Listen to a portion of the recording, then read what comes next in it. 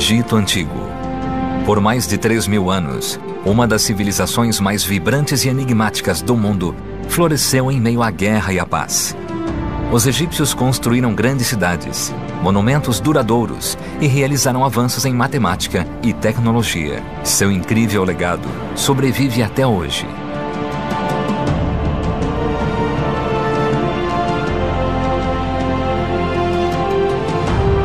À medida que o país enriquecia, seus vizinhos tornavam-se mais ousados.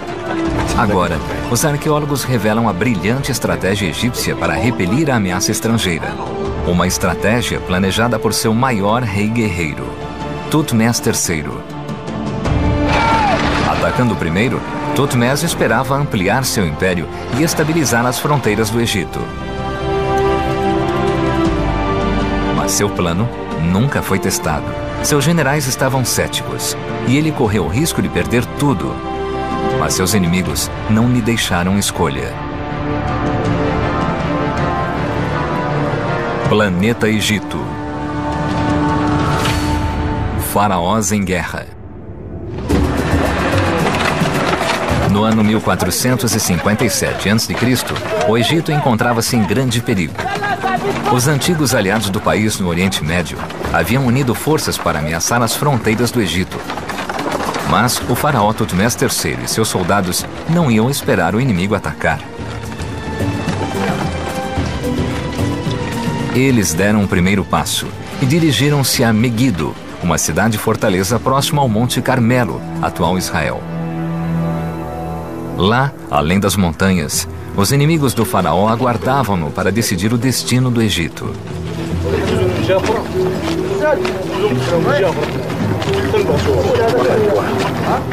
Megido ficava a 3 semanas de caminhada através do deserto.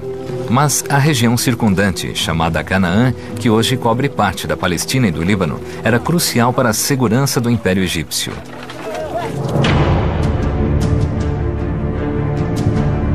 Os principados da região eram neutros ou estavam sob o controle do Egito.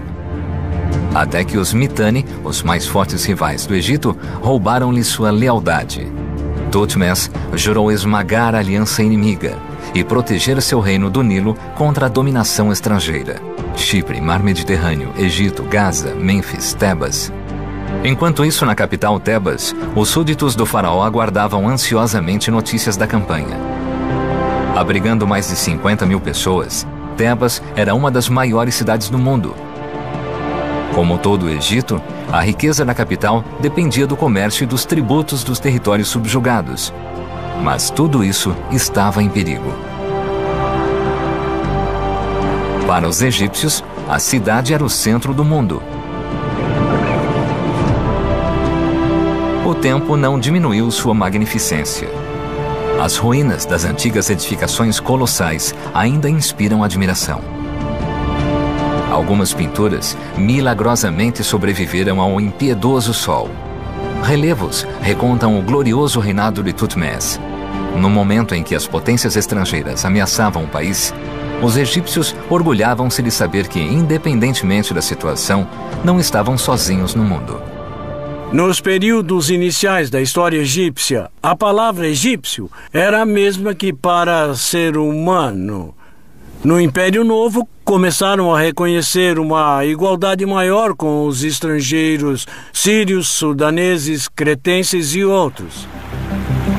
Os vizinhos do Egito admiravam com inveja a enorme prosperidade do país. Enquanto os povos adjacentes sofriam com secas frequentes, os egípcios eram abençoados pela geografia e desfrutavam de colheitas regulares e abundantes. Embora o Egito fosse formado principalmente pelo deserto, o Nilo assegurava grandes campos férteis, que produziam grãos suficientes para alimentar cerca de 3 milhões de pessoas. Essa abundância fez do país uma das sociedades mais estáveis do mundo antigo. Através do comércio, o povo do Nilo ampliava sua riqueza, podendo financiar os maiores monumentos do mundo. As pirâmides. Certamente, os deuses deviam adorar os egípcios. Os egípcios provavelmente eram um povo muito arrogante, porque estavam convencidos de que ninguém era melhor do que eles. Os deuses permitiram que o Egito fosse o país mais maravilhoso do mundo, e a maioria dos estrangeiros que vinham para cá diziam mesmo: vocês têm esse rio maravilhoso que sempre fornece água, têm esses campos maravilhosos que sempre fornecem colheitas, então não precisam trabalhar muito para plantar alimento. Este é o paraíso da terra. Thutmose cresceu em um mundo que não conhecia a fome nem a guerra. Ele subiu ao trono quando criança, após a morte prematura de seu pai. Mas o rei era jovem demais para governar. Então sua tia e madrasta, Hatshepsut, assumiu o posto de regente. A tradição estabelecia que o faraó devia ser um homem, mas Hatshepsut aspirava à autoridade divina para governar por toda a vida. Eu tentei reunir uma lista de todos os funcionários do governo e da alta nobreza que a apoiavam, e este deve ter sido o segredo. Pode ter havido uma espécie de, eu ia dizer conspiração, mas talvez seja uma palavra muito forte, um círculo de partidários que era bem influente, mais do que imaginamos hoje. Para afirmar sua legitimidade como regente, Hatshepsut alterou sua aparência nos relevos dos templos e nas estátuas oficiais. No início, ela era retratada como uma mulher, com seios e características femininas. Mas, logo ela apresentava a barba cerimonial usada pelos faraós antes dela. Hatshepsut foi oficialmente transformada em um faraó do sexo masculino.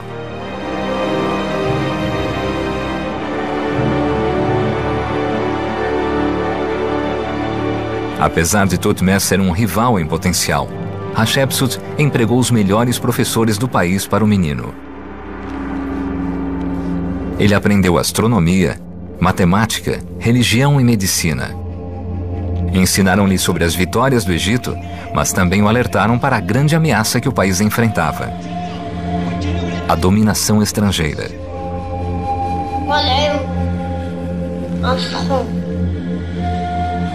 Apenas 2 séculos antes, uma tribo estrangeira havia assumido o controle do Egito para espanto dos egípcios. Eles sempre acreditaram que o Egito era invencível.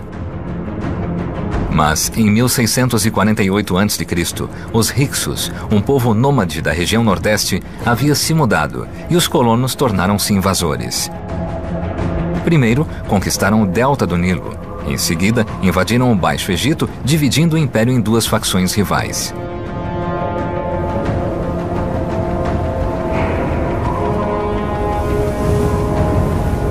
Por milênios, o país havia sido protegido por seus limites naturais. Desertos inóspitos ladeavam o império a leste e oeste, tornando a invasão quase impossível.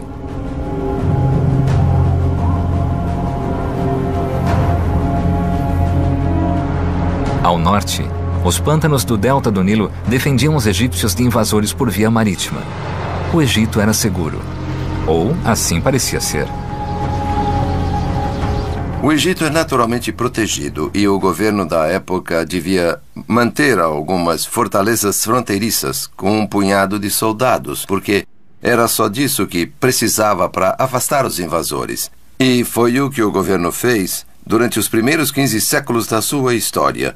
Foram muito bem sucedidos em manter todos os estrangeiros que eram indesejados longe do país. Mas os Hyksos eram diferentes. Com a ajuda de um avanço tecnológico, eles infiltraram-se no delta e iniciaram um ataque do interior do país.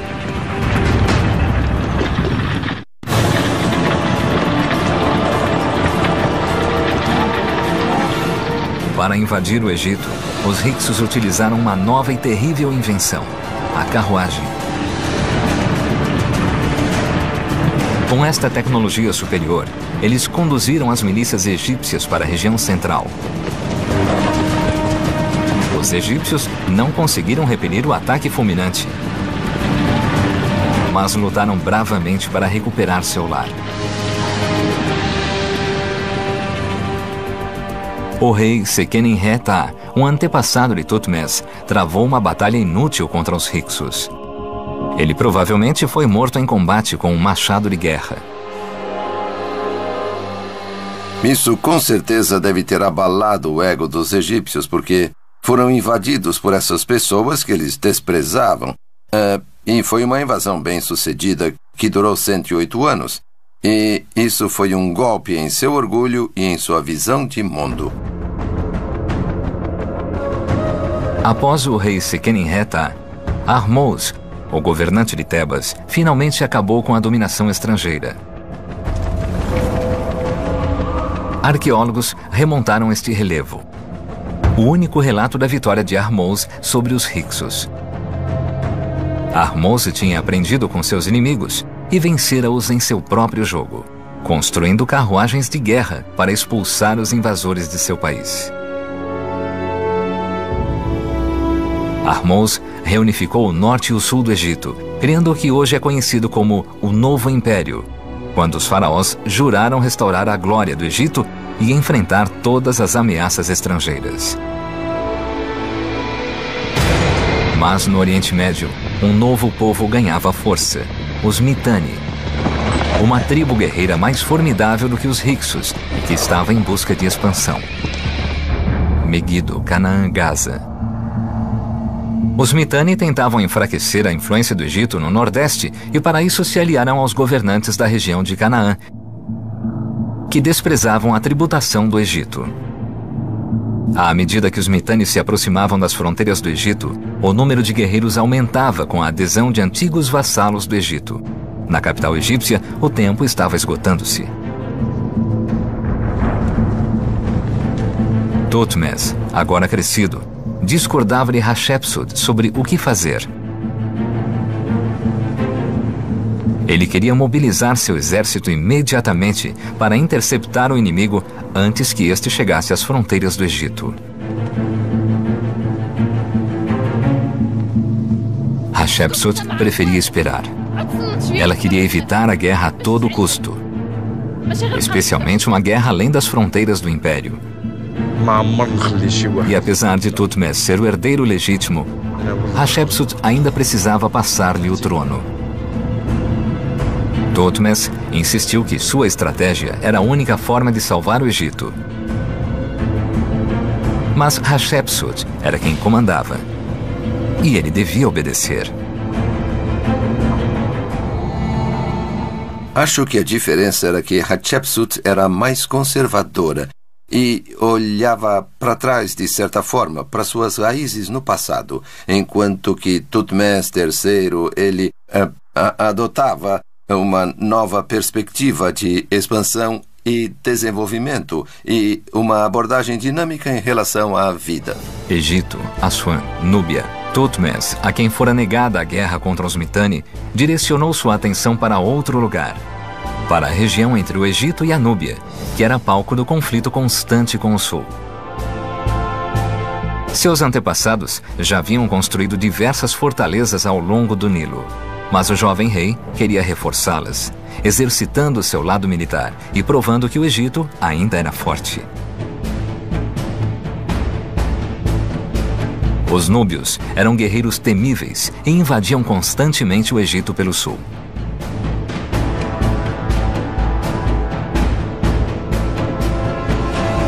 Hoje, a maioria das fortalezas fronteiriças do Egito desapareceu. Suas ruínas foram cobertas em 1960, quando a barragem de Assuan criou o Lago Nasser.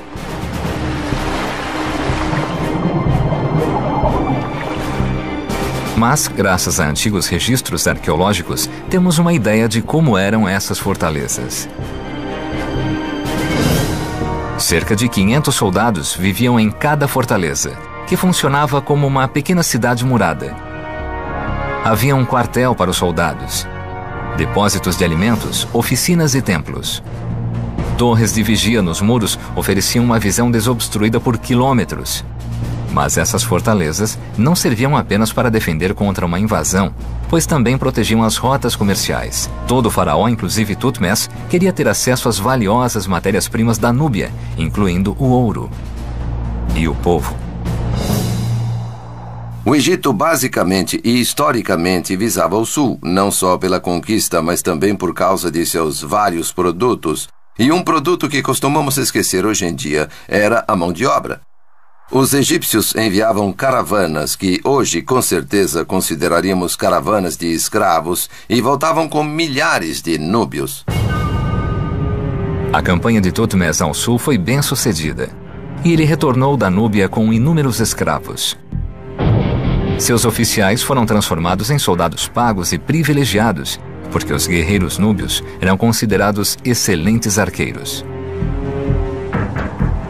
Equipados com arcos recém-fabricados, eles poderiam causar ferimentos terríveis, até mesmo de uma grande distância. Silenciosamente, Tutmés formou um exército poderoso. O faraó estava convencido de que não poderiam evitar a guerra com os Mitanni. E para isso, ele precisaria não apenas de bons soldados, mas de mais armas. Por isso, ele criou várias casas de fundição. Suas oficinas militares em Mênfis forjavam machados e machadinhas, lanças e pontas de flechas de bronze, armas que os egípcios usavam há muito tempo. Mas Tutmés agiu de modo diferente desta vez. Após aprender uma dura lição com os Hyksos, ele equipou seu exército com carruagens de guerra.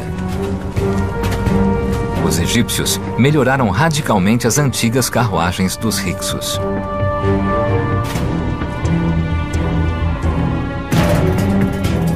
Sabemos como eram essas carruagens através de ilustrações nas paredes dos templos egípcios.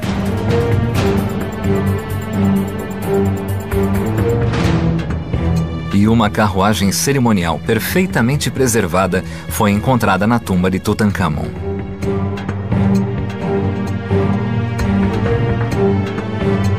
Ela demonstra em detalhes como os egípcios construíram suas máquinas de guerra.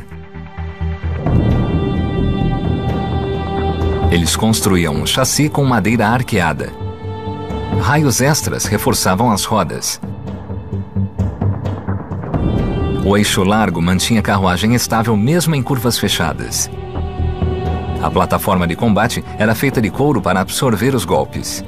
E, engenhosamente, a carruagem era montada apenas com um conjunto de pinos, soquetes e tiras de couro. As peças danificadas podiam ser trocadas, e os soldados podiam desmontar a carruagem e carregá-la por longas distâncias, algo que nunca fora feito antes. Essas duas coisas, a carruagem e os arqueiros, consideram-se invenções dos Hyksos com toda certeza, mas os egípcios transformaram esses dois itens em aspectos muito importantes do seu exército. Mênfis, primavera de 1457 a.C. Apesar de Hatshepsut ainda estar no comando, sua saúde estava frágil. Enquanto isso, Tutmés reunira mais de 12.000 homens sob seu comando, formando o maior exército da época.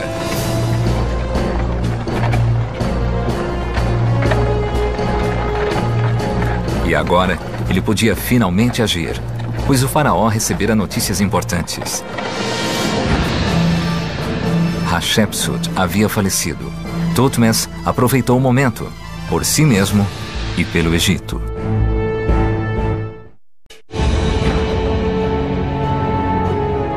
A morte de Hatshepsut encerrava uma era. Seu memorial é um grande templo em Tebas.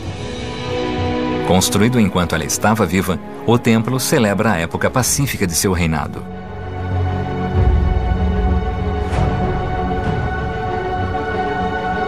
Seus navios partiram para terras distantes e retornaram com madeiras exóticas, ouro e escravos.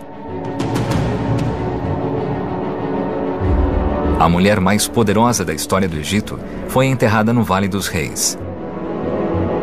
Ela foi a primeira mulher faraó a ser sepultada aqui, e sua morte fortalecia seus inimigos. O mundo inteiro ficou sabendo, afinal havia comunicação na época, e assim ficou parecendo para aquelas forças que queriam atacar o Egito, que era a hora certa. Segundo o costume, o país lamentou a morte da regente por 70 dias. Dando aos inimigos a leste a oportunidade de reunir forças. Uma poderosa coalizão de príncipes inimigos reuniu-se próximo a Megido, pronta para atacar a oeste. Durante anos, Thutmose havia falhado em tomar medidas contra a ameaça asiática. Agora, ele precisava agir rapidamente para impedir o inimigo de atacar primeiro. O faraó liderou seu exército em direção nordeste. Partindo de Mênfis, eles percorreram 380 quilômetros de paisagem árida e hostil até Gaza, em Canaã. O deserto protegia os egípcios há milhares de anos. Agora, eles precisavam atravessá-lo. Os egípcios formaram uma coluna gigantesca. 12.000 homens e 2.400 animais. Um exército desse tamanho precisava de suprimentos regulares, incluindo 50.000 litros de água todos os dias.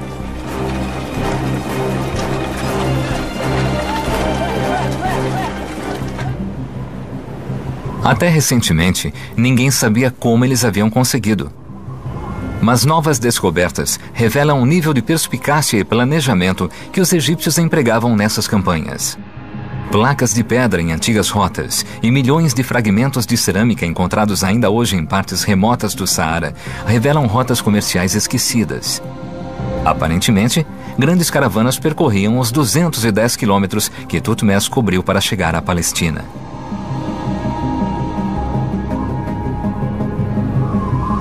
Os egípcios não tinham camelos para fazer a viagem e dependiam de bois e jumentos. E assim, desenvolveram um sistema de abastecimento de água sofisticado. Caravanas enormes partiam na frente do exército, carregadas com milhares de litros de água, criando paradas de descanso no deserto.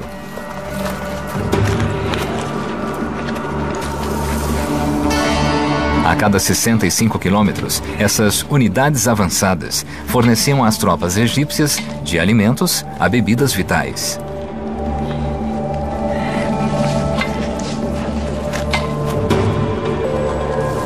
Após 10 dias, Thutmose e seu exército chegaram à Palestina. Eles haviam sobrevivido ao deserto, mas ainda assim, 11 dias de uma jornada extenuante os separavam de seu alvo principal. Megido, uma cidade fortificada situada estrategicamente no alto de uma colina, na atual Israel.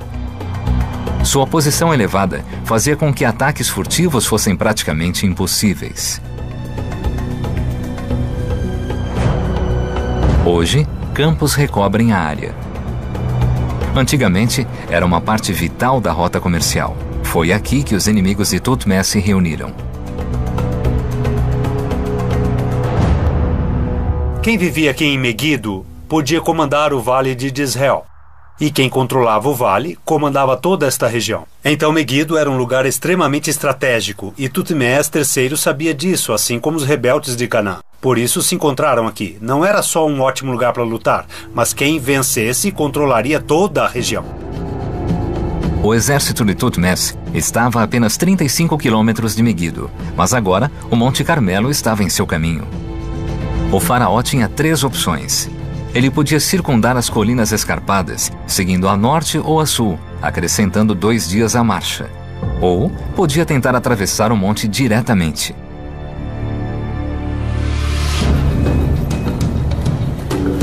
Enquanto os soldados descansavam, Thutmose convocou seus generais para um conselho de guerra. As montanhas eram traiçoeiras, disseram-lhe. Cruzá-las seria uma atitude tola. Seus generais foram bem explícitos. Os soldados já haviam enfrentado uma marcha de 3 semanas. Atravessar a montanha só iria exauri-los antes da batalha. Mas Thutmose pensava de forma diferente, de modo mais estratégico.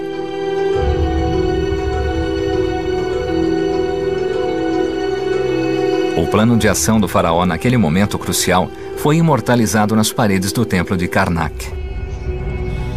Sua decisão era tão importante que o destino do Egito dependia dele, e em momentos como este é que a história é feita.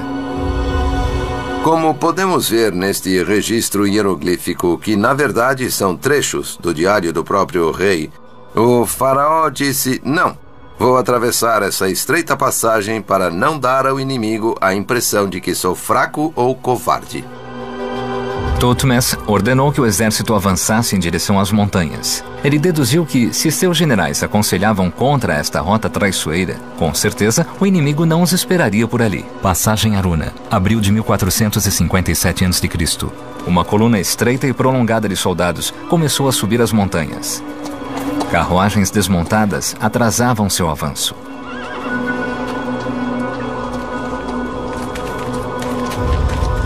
Enquanto escalavam as rochas, os soldados estavam vulneráveis a ataques. Mas Thutmose sabia que era tarde demais para voltar atrás. Não havia tempo para mudar de ideia. Seus homens obedeciam sem questionar, mas certamente alguns acreditavam que estavam marchando para a morte. O faraó suspeitava que o líder inimigo, o rei de Kadesh, posicionara suas tropas ao longo das rotas ao norte e ao sul de Megido, e só podia esperar que o rei tivesse deixado a rota da montanha livre. Os soldados egípcios enfrentavam mais dificuldades à medida que a passagem da montanha se estreitava cada vez mais. A qualquer momento, as forças da coalizão poderiam atacar. O percurso parecia quase intransponível. Os soldados mal avançavam.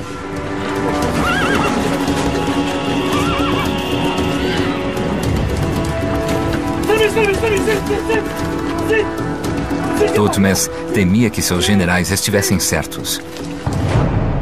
Mas, milagrosamente, os egípcios chegaram ao fim da passagem. À frente deles encontrava-se a planície de Megido. Eles haviam superado outro obstáculo, mas o trabalho mais árduo ainda estava por vir. A batalha crucial logo começaria. Após o amanhecer, os egípcios lançaram um ataque surpresa sobre o campo inimigo. O rei de Kadesh percebeu tarde demais que fora enganado. Ele permitira que Thutmose e seus 12.000 homens cruzassem as montanhas livremente. Ele subestimou as habilidades do faraó como líder de guerra e posicionou suas tropas em outros locais. Um erro fatal transformava-se em desastre, enquanto os egípcios sobrepujavam as tropas inimigas.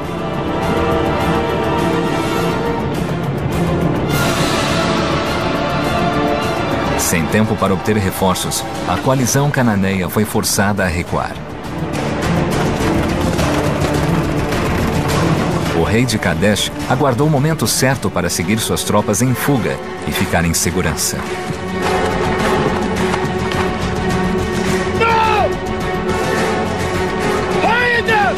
Mas então, a ganância dominou o exército de Thutmose. Em vez de perseguirem o inimigo, os soldados egípcios saquearam um acampamento. Algo que Thutmose não antecipara.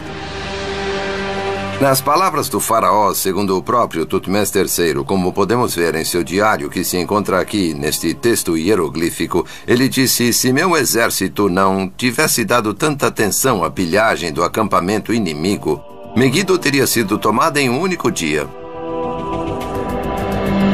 Thutmose vencera sua primeira grande batalha. Mas sua inexperiência e a falta de disciplina de seus soldados permitiram que o inimigo fugisse. Enquanto os egípcios recolhiam seus despojos, a coalizão cananeia voltava para Megido.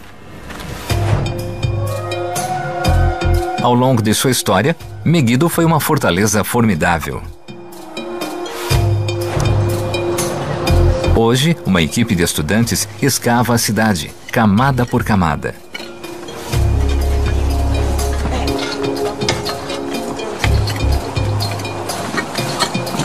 Eles cavam a areia de milhares de anos de civilização até chegarem às fundações da cidade na época de Thutmose III.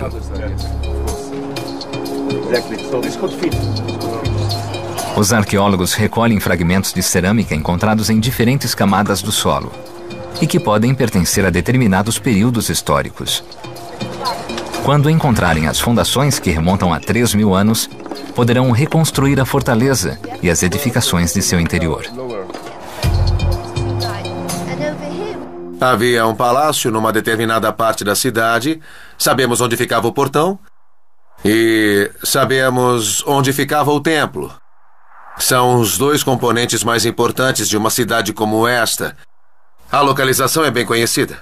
E nós sabemos que não havia grandes fortificações em torno deste local, mas algumas casas conectadas umas às outras, formando uma espécie de cinturão de casas que atuava como proteção para as pessoas. As casas fortificadas de Megido, no cume de uma colina íngreme, protegiam o rei de Kadesh e seus homens. Tutmés III diz que mantiveram o cerco por 7 meses. Então, com certeza, tinham água e comida suficiente. Como a cidade sobreviveu por tanto tempo, sempre foi um mistério. Até que os arqueólogos descobriram as ruínas de um sofisticado sistema de abastecimento. Um túnel enorme cavado na montanha fornecia água à cidade. Mas, eventualmente, Tutmés e seus homens dominaram Megido. Devem ter escalado os muros ou derrubado os portões da cidade. Ou pagaram alguém para abrir os portões, o que era muito comum na antiguidade. Devem ter feito isso. Megido 7 meses depois. Megido finalmente caiu. E os egípcios derrotaram seus inimigos. O rei de Kadesh e seus aliados foram apresentados perante o faraó.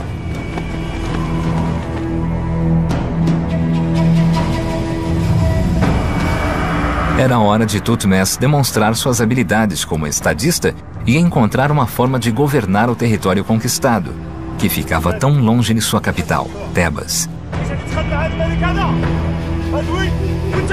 Desafiar o faraó era uma blasfêmia. Os infratores não deviam esperar por clemência. Os generais do faraó exigiam que os inimigos fossem condenados à morte. Mas o rei de Kadesh implorou pela vida de sua família. Mais uma vez, Tutmés ignorou os generais e seguiu seus próprios instintos ao lidar com os inimigos. Nesse ponto, o que aconteceu tornou-se a prática imperial padrão por 4 séculos. Eles foram forçados a fazer um juramento de que nunca mais iriam se rebelar contra o faraó e o Egito. Ao mesmo tempo, ficou muito claro para eles que deviam pagar impostos. O mesmo tipo de imposto que os camponeses egípcios tinham que pagar sempre que o faraó ou então seus ministros cobravam. E, finalmente, eles foram obrigados a desistir de seus filhos.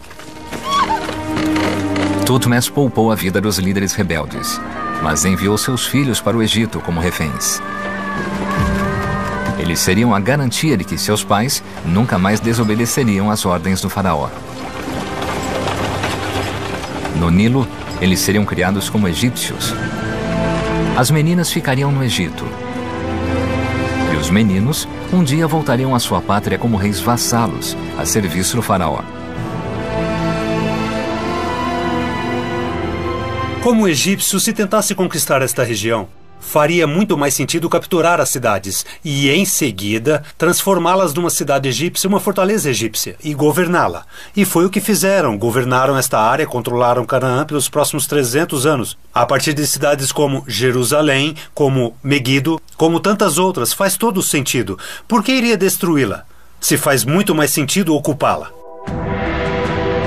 Tutmés voltou para casa vitorioso, provando ser um faraó digno e um general poderoso.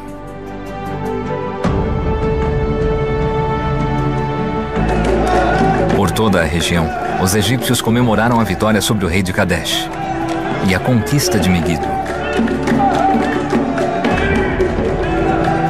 Sacerdotes abriram as portas dos santuários aos deuses imperiais. Os despojos de guerra e o ouro inimigo foram oferecidos ao Deus que tornara a vitória possível. Amon, o Deus supremo do reino e do império nascente. Em Tebas, a vida parecia ser mais segura, mais protegida. Mas essa sensação era enganosa. O principal inimigo, os Mitanni, não havia sido derrotado e tramava sua vingança.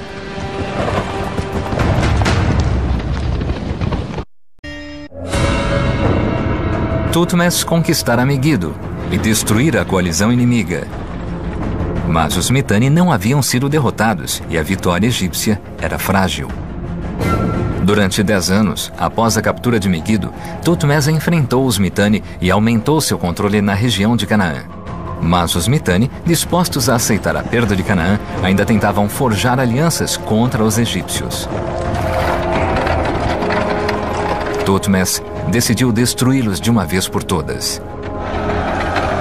E preparou-se para levar o exército à costa do Líbano. Ele fez isso somente depois das primeiras 4 ou 5 campanhas, que consolidaram seu domínio sobre a Palestina, do que hoje chamamos Palestina no Sul. Depois, ele voltou suas campanhas seguintes contra a costa libanesa. E para fazer isso seria muito mais útil e talvez até mais fácil embarcar o seu exército e enviá-lo pelo mar. Registros antigos mostram que Tutmés planejou uma campanha terra-mar contra os Mitanni, mas os arqueólogos não estavam convencidos de que ele conseguira.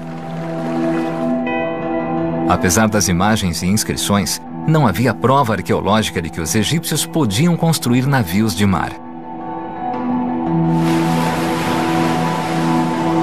Mas há alguns anos, próximo ao Mar Vermelho, pesquisadores descobriram ruínas de um porto marítimo egípcio.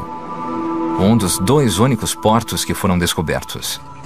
Uma rede de pelo menos 8 galerias cavadas profundamente em um coral fossilizado. Era a primeira evidência concreta de que os egípcios não só podiam navegar pelo rio Nilo, mas também pelo mar aberto.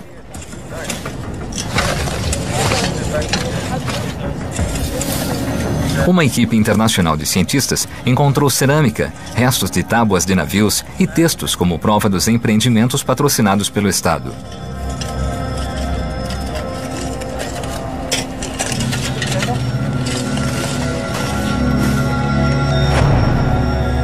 Mas as cavernas guardavam uma surpresa ainda maior.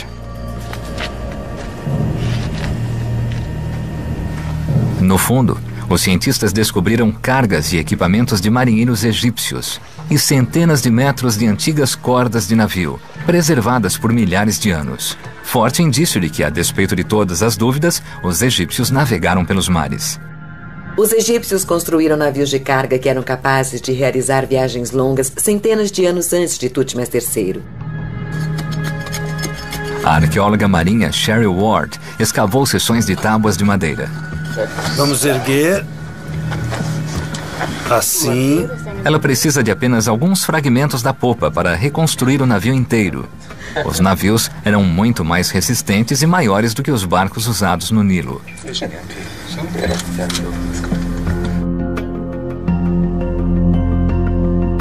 Cada navio era formado por 20 árvores e podia transportar 40 pessoas e 17 toneladas de carga.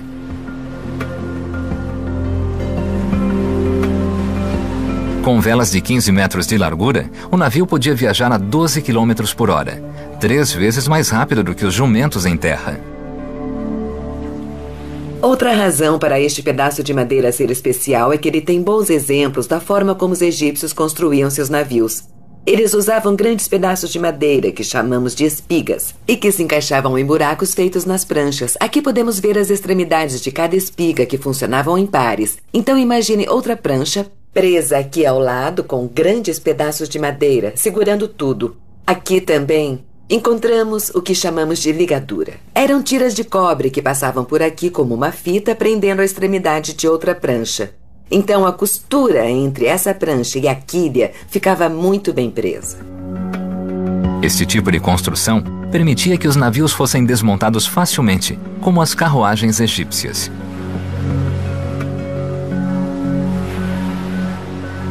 Marinheiros podiam transportar as peças para a terra firme e remontar o navio em seu destino. Esse destino era o Império dos Mitanni, os arqui-inimigos de Tutmés, que ficava a 900 quilômetros do Egito. Tutmés navegou para o norte. Seus 170 navios carregavam um enorme exército. E quando chegaram ao último porto egípcio, os soldados desembarcaram, carregando alguns navios desmontados. O faraó sabia que ainda precisava atravessar o rio Eufrates. Reunidos do outro lado do rio, os soldados egípcios preparavam-se para a guerra.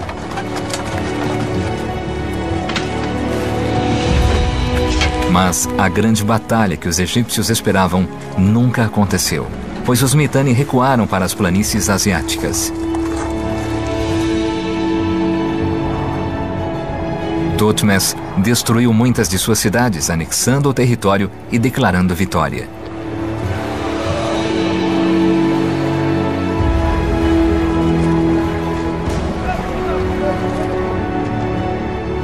Seus diários de guerra terminam logo após a campanha no Eufrates.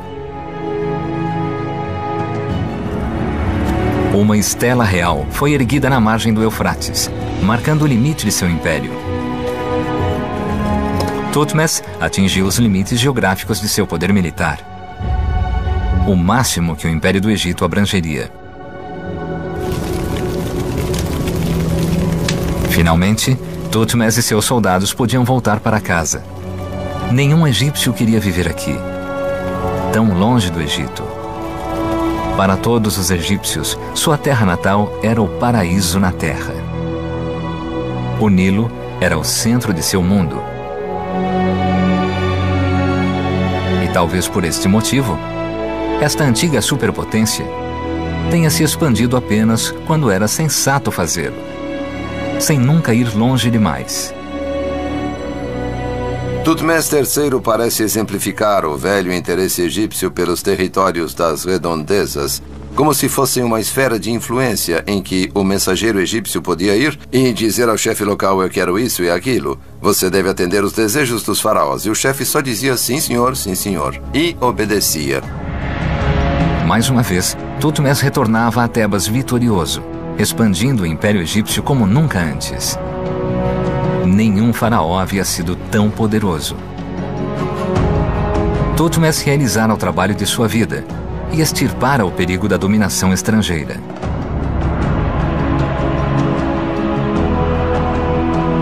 Para agradecer aos deuses por suas vitórias, ele ergueu o templo de Karnak e decorou as paredes com imagens de animais e plantas exóticas que encontrara durante suas campanhas. Como todos os seus antepassados, Thutmose é retratado como o conquistador de seus inimigos. Mas, no reino em expansão, os egípcios começaram a ver os estrangeiros de forma diferente. Talvez não como iguais, mas pelo menos como seres humanos. Eles eram considerados quase que compatriotas, e podemos ver isso na religião egípcia, nas características mutáveis da religião egípcia. No Império Novo, começaram a questionar onde terminava a autoridade dos deuses egípcios e se os deuses egípcios tinham o controle só do Egito. Foi então que decidiram que não, que os deuses egípcios tinham autoridade muito além do Egito. Thutmose é lembrado como o maior general egípcio e como um político astuto. Seu reinado de 54 anos sobre mais de 3 milhões de pessoas foi sem precedentes e incrível. Ao compreender os limites da conquista estrangeira, ele manteve o poder e a estabilidade do Egito, garantindo seu sucesso ao longo dos séculos. Foi Thutmose quem definiu o que o Egito se tornaria.